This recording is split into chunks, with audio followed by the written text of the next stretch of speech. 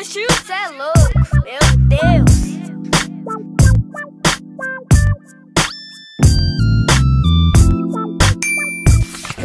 Halo, aku Aul, aku yang beli bahan. Hai, aku Kansa. Ini HP aku juga bantuin Aul bikin alat. Halo, aku Kiki. Aku bikin logo sama promosi juga. Halo, aku Indah. Aku bantu Aul juga bikin alat. Halo, aku Aul lagi. Aku yang bikin alat, rancang alat, sama buat webnya. Aduh, kalian mau sampai kapan sih perkenalan mulu? Aus nih, beli minum yuk. Yuk.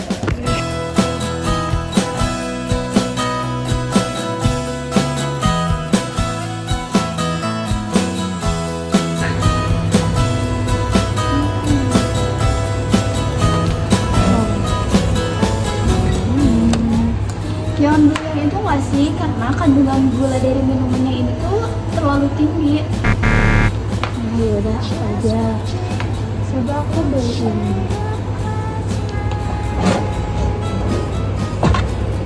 Nah, Ini juga sama nggak sih, Ki? Kayak gulanya masih terlalu tinggi. nah Coba.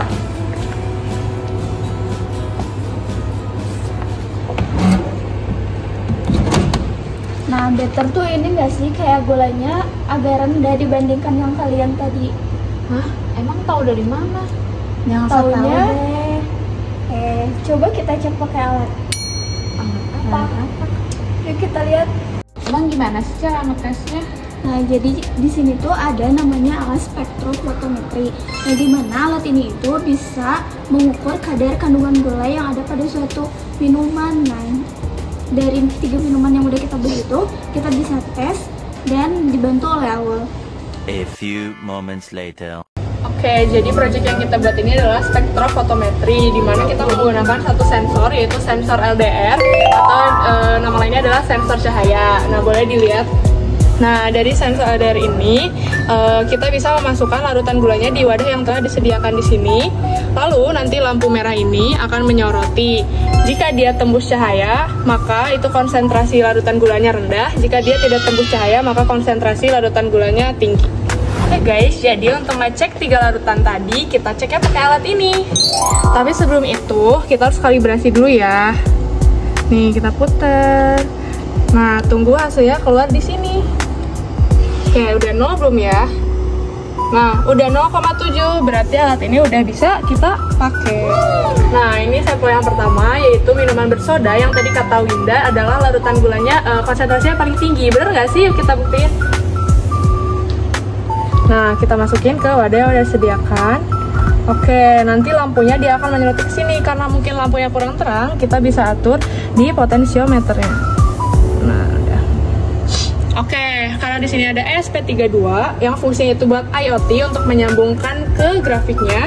Kita tunggu dulu datanya selama 20 detik. Oke, kita tunggu ya 20 detik.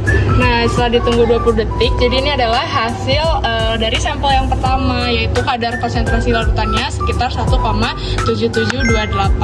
Nah, ini masih bergerak. Sekarang kita coba sampel yang kedua. Nanti hasilnya kita tunggu 20 detik di sini bakal muncul.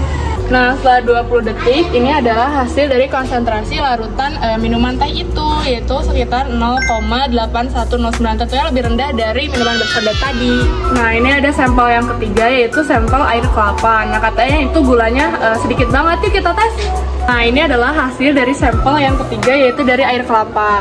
Konsentrasi larutannya jauh lebih rendah, yaitu sekitar 0,5541.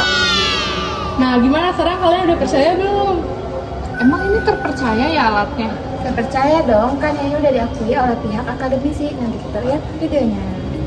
Assalamualaikum warahmatullahi wabarakatuh. Saya Suci Ramayanti, dosen dari Prodi Fisika UI. Saya baru saja mereview alat yang dibuat oleh kelompok Spektronics ya. Nama alatnya adalah spektrofotometri, di mana alat ini bertujuan untuk mengukur kadar gula dalam suatu larutan. Nah, salah satu contohnya adalah minuman gitu ya. Jadi setelah saya coba, hasil yang diperoleh adalah ketika kadar gula dalam suatu larutan itu tinggi, maka sudah dapat terdeteksi bahwa semakin tinggi pula kadar gula yang terdeteksi dari alat yang mereka buat. Nah, contoh hasilnya adalah seperti ini. Jadi tadi dimasukkan dulu contoh larutannya ke dalam wadah ini, kemudian digunakan alat spektrometri yang mereka buat dan terbukti bahwa ketika kadar gulanya semakin tinggi, maka di sini yang terbaca hasil konsentrasi larutannya juga semakin tinggi. Ya, menurut saya alat ini cukup bermanfaat untuk kedepannya karena sekarang ini banyak sekali yang mengkonsumsi kopi gitu ya, dimana untuk mengontrol konsumsi gula kita sehari-hari dapat menggunakan alat ini sehingga nantinya tidak menimbulkan penyakit seperti diabetes dan lain sebagainya. Semoga sukses untuk Spektronik dan untuk proyek listrik magnetnya mendapatkan nilai maksimum. Terima kasih. Ya, ini adalah bentuk alat yang mereka buat gitu ya, spektrofotometrinya. Mungkin di sini alatnya tadi sudah saya coba, sudah berfungsi dengan baik. Namun untuk kedepannya mungkin bisa didesain lebih rapi lagi seperti itu ya. Namun karena ini hanya sebagai prototipe, itu prototipe untuk menguji ke kinerja dari alat mereka, ini sudah cukup berfungsi menurut pendapat saya, dan kedepannya sarannya adalah dibuat desainnya menjadi lebih baik lagi. Namun secara fungsi sudah oke. Ya, terima kasih. A few moments later. Gimana kalau alatnya kita jual aja? Ini dia menguntungkan banget. Boleh juga ya, karena kan sekarang banyak banget yang konsumsi gula gak beraturan, makanya kita harus publikasi ini ke semua orang. Gimana? Ide bagus. Yuk kita promosiin. Nah, supaya banyak orang yang tahu tentang alat ini, sebaiknya kita promosiin nggak sih di sosial media? Nah, boleh kita foto dulu ya. Alat kita udah diposting di sosmed belum? Udah. Like-nya gimana? Banyak. Kalau view-nya? Bentar. Kenapa? Ada yang beli. Iya. Cepat, ayo. Halo, nama aku Rasuli tadi ini. Aku dari Kediri Fisika. Aku melihat alat ini di salah satu Instagram Fisika Murni. Di sana memang ngejelasin kalau misalnya alat ini bisa tahu seberapa kadar gula dalam suatu larutan. Nah, berhubung aku suka kopi, tapi aku nggak tahu tuh dalam kopi yang aku konsumsi ada berapa kadar gulanya.